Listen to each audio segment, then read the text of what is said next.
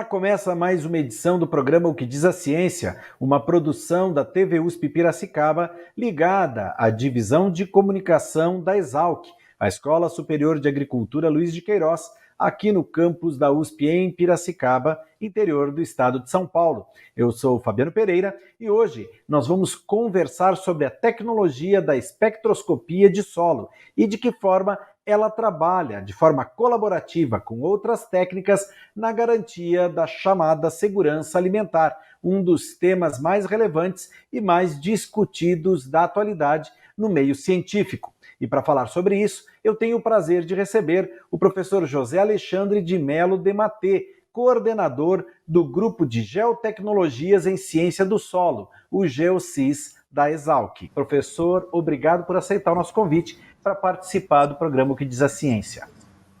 Opa, muito obrigado a vocês por poder participar desse programa, viu? Professor, para começar, para aquele público que nos assiste e que não tem familiaridade com o tema, o que é espectroscopia do solo? Basicamente é o seguinte, o agricultor está muito acostumado àquela amostra de terra que é coletada e vai para um laboratório para fazer análise, para ajudá-lo nas interpretações do que fazer.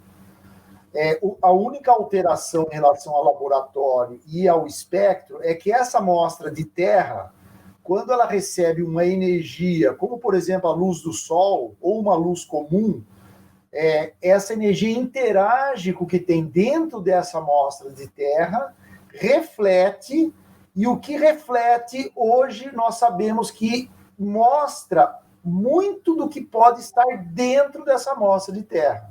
Então, a espectroscopia é uma técnica extremamente nova, mas que já foi estudada e preparada há mais de 100 anos de preparo, só que só agora, devido a toda essa alta tecnologia, nós sabemos que é possível, apenas e tão somente, através da energia que chega dentro dessa amostra de terra, tentar ver o que tem dentro da terra, alguns componentes dele.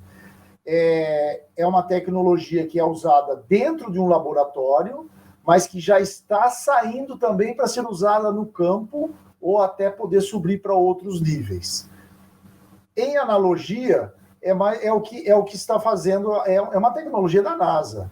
Quer dizer, são sensores que eles mandam lá para Marte, que vai medir lá um determinado, ou terra, ou rocha, ele manda a informação aqui para a Terra, e nós comparamos um padrão com aquela amostra. Então, o que eles começaram lá a nível de outros planetas, na realidade nós já estamos fazendo, então, agora na parte de solos em agricultura.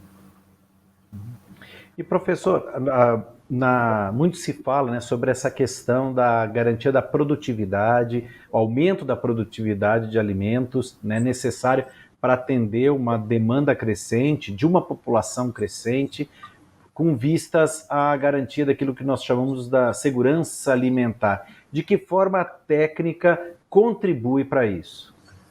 Essa é a pergunta mais importante que nós temos hoje. Por quê? Porque todo o processo agrícola para produzir, ele tem um pano-chave, que é o quê? A análise de solo. Quem faz análise de solo são os laboratórios de análise de solo. Então, quanto a esse mérito, nós não temos como... É deles mesmo. Os laboratórios, começa tudo ali. Mas o que a técnica vai permitir? A técnica, ela vai se agregar, ela vai trabalhar junto com o laboratório tradicional e vai permitir otimizar o número de análises e vai otimizar o tempo. Então, se eu otimizo o tempo de análise e eu vou otimizar o tempo de coleta de amostras, eu vou poder fazer, inclusive, mais amostragens, eu vou ter mais condições de saber como está o solo. Então, onde que vai ter onde que está a contribuição? Primeiro, aumento do número de amostras em todo o Brasil, porque a quantidade de área que tem de agricultura é muito grande. E não tem como fazer análise de tudo isso. Nós estamos cheios de laboratórios tentando atender a demanda. A demanda é muito grande e ela vai só aumentar. Então, se eu coloco uma tecnologia que ajuda o laboratório a otimizar, mais gente vai começar a fazer análise de solo. Então, isso é muito importante. A espectroscopia não vai substituir o laboratório tradicional, é o contrário, ela vai participar. Nós temos até um nome para isso.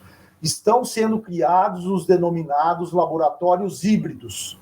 O termo laboratório híbrido já existe.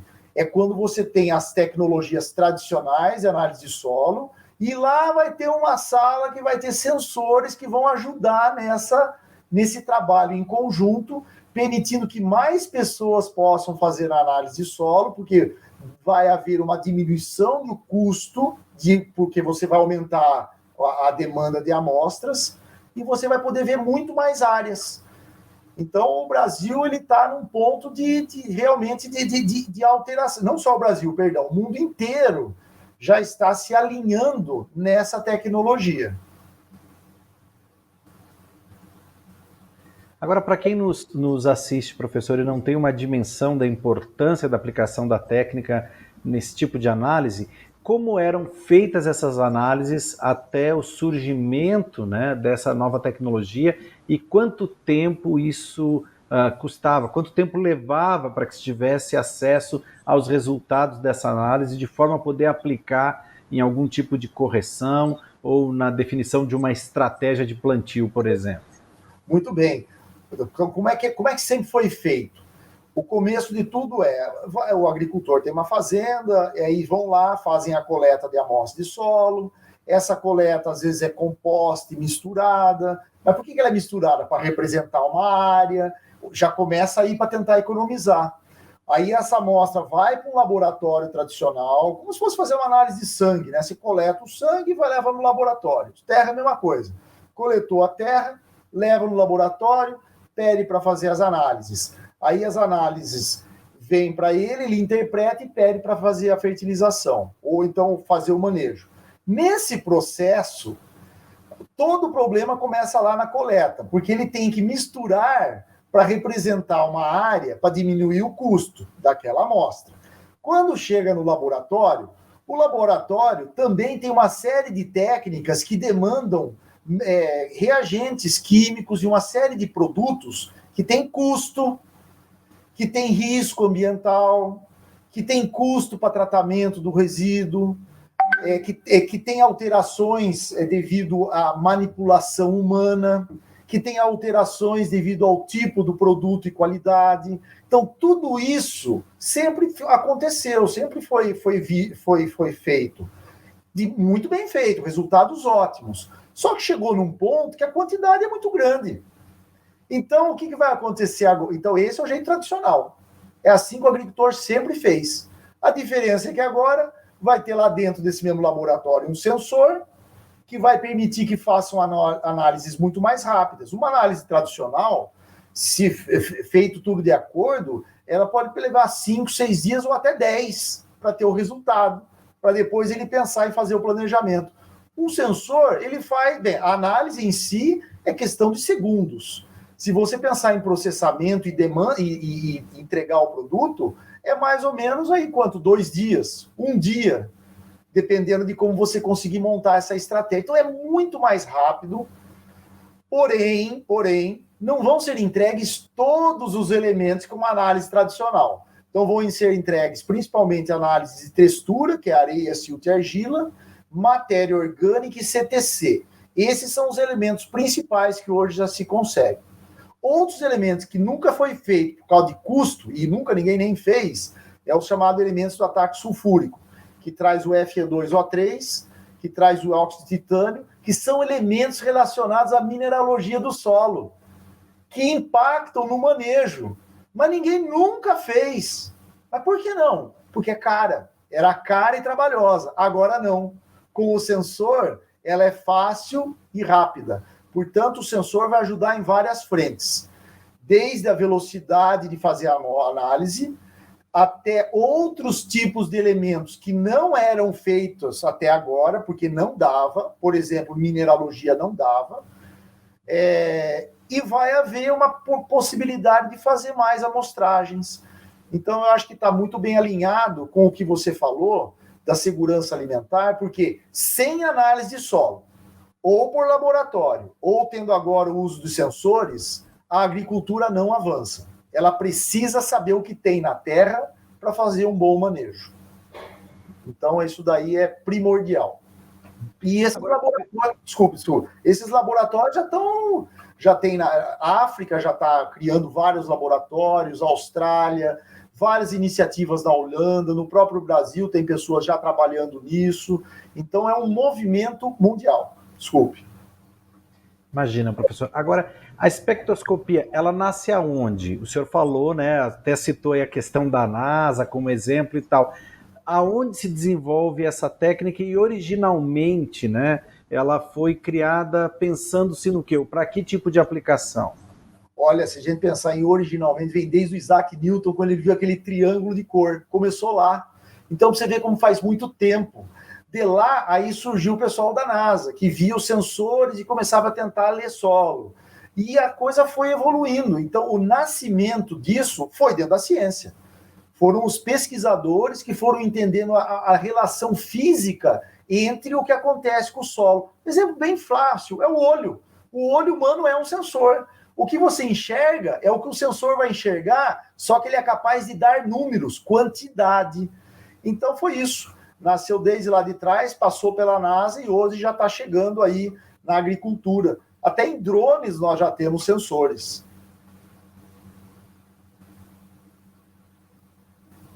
Nós vamos para um rápido intervalo, mas já voltamos. Não saia daí, que tem mais desse papo muito interessante sobre espectroscopia de solo com o professor José Alexandre de Mello de Maté. Nós já voltamos.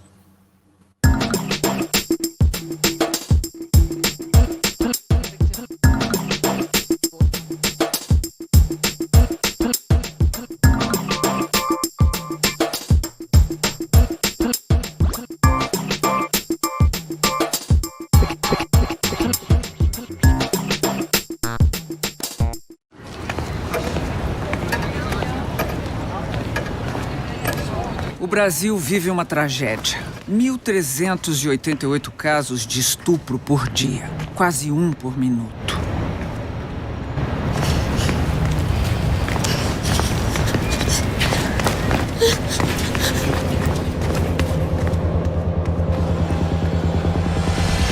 Para punir o agressor, existe uma pena de até 30 anos. Para ajudar a vítima, existe uma lei. A Lei do Minuto Seguinte. A lei que garante atendimento completo, gratuito e imediato a vítimas de estupro em hospitais e postos de saúde do SUS, sem antes precisar ir à delegacia ou fazer BO, porque a palavra da vítima é suficiente para fazer valer a lei.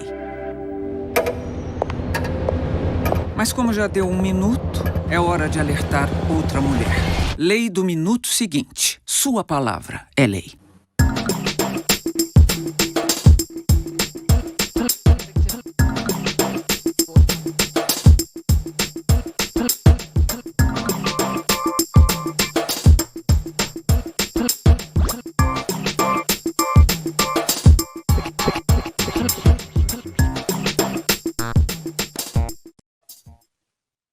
Estamos de volta com o programa O que Diz a Ciência e hoje conversando sobre espectroscopia de solo com o professor José Alexandre de Mello de Maté, do Grupo Geotecnologias em Ciência do Solo, o GeoCis.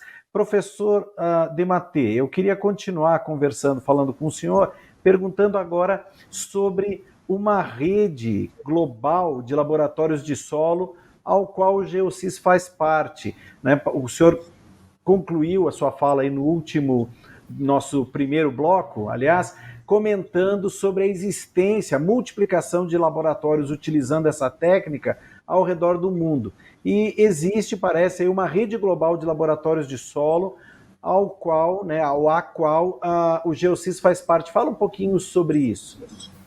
Muito bem. Isso na realidade já teve um início, já começou há muito tempo. Houve um início primeiro de uma rede, de redes mundiais. A Austrália começou a montar uma rede de pessoas que trabalhavam na área, Israel também, a Europa também, e o Brasil também. O Brasil criou a chamada Biblioteca Espectral de Solos do Brasil. Hoje já, inclusive, com uma plataforma online a plataforma, onde você manda um espectro e ele te fala qual análise de solo.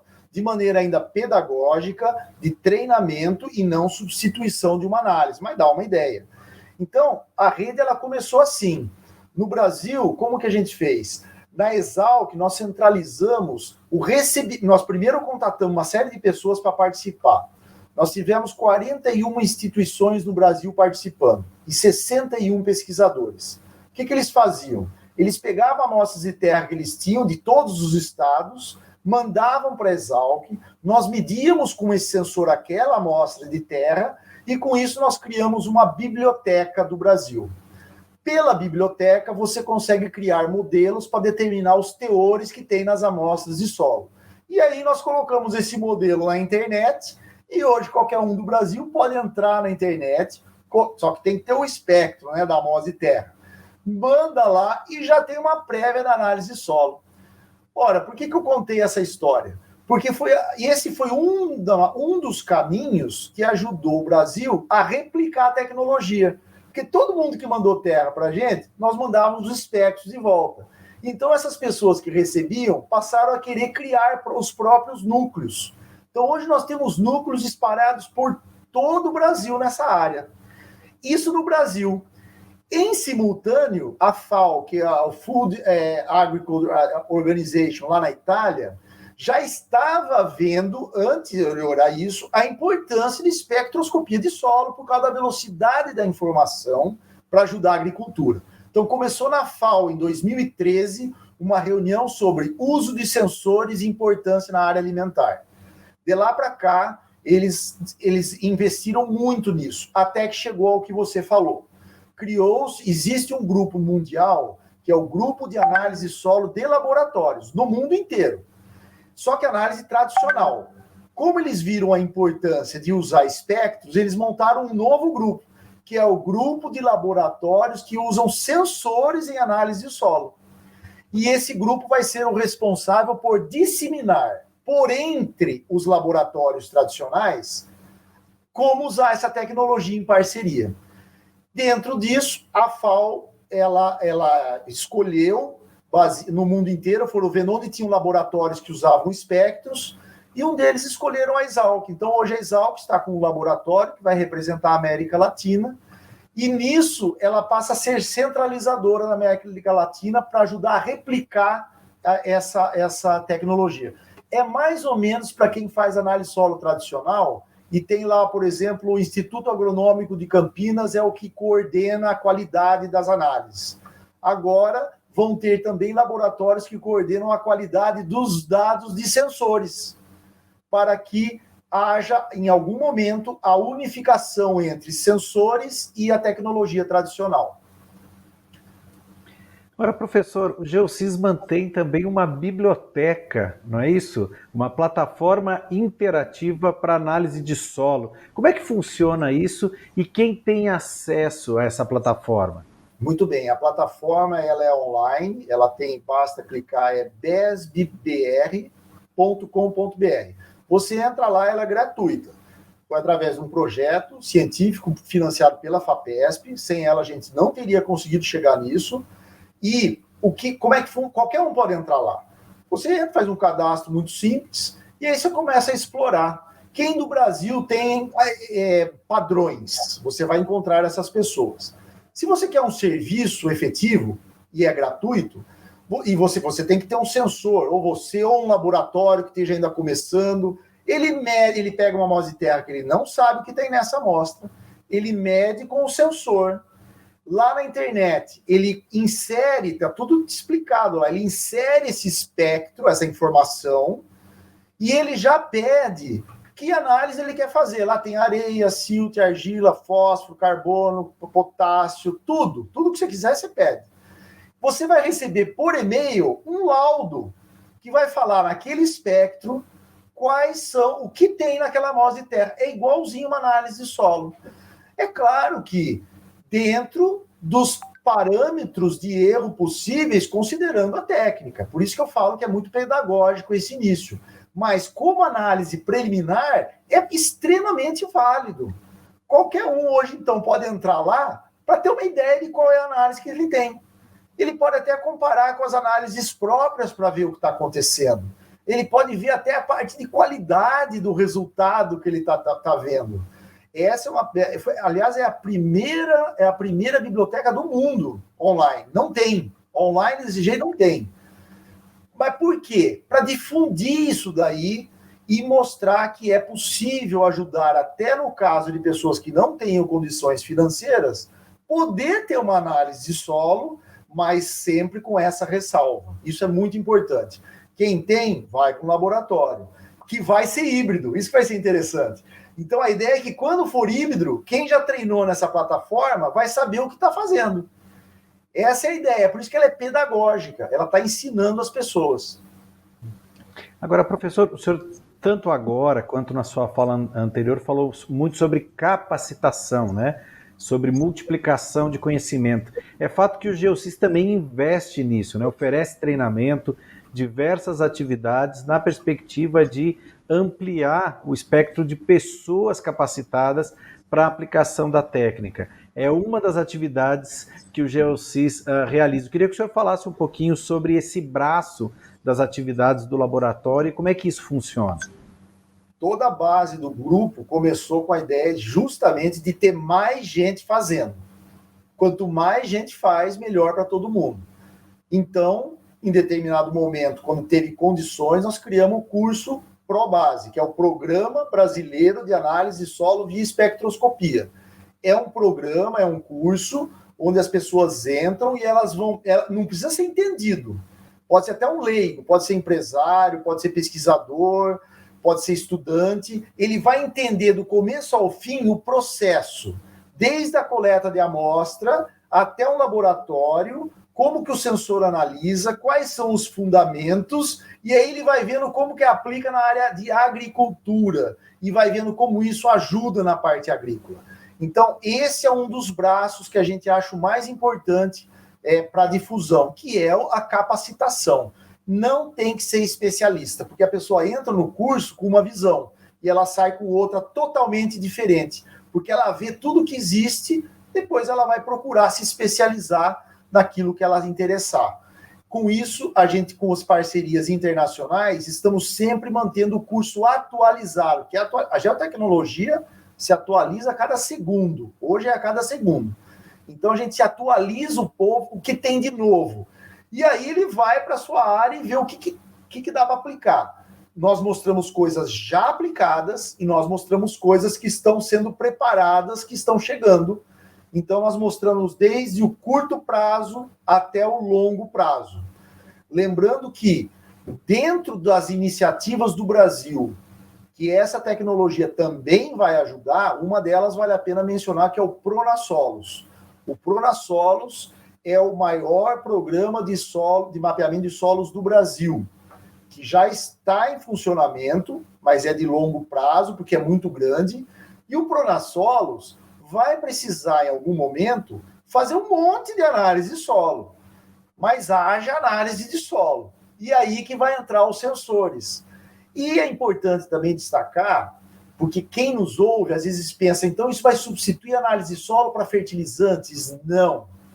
Ela vai ajudar nas análises básicas, ela vai ajudar no controle de qualidade, mas ainda vai continuar tendo as análises de solo. Mas ela também vai gerar dados que não têm análise de solo. Como eu disse, a mineralogia. E aí entra o Pronasolos, que é um programa a nível nacional que vai fazer mapas pedológicos para ajudar a população inteira. E ela só vai conseguir fazer isso através do uso de geotecnologias. Né? Mas é isso. Agora, quem quiser conhecer um pouquinho mais das atividades, da estrutura, dos serviços ofertados pelo GeoSys, como é que deve proceder, professor?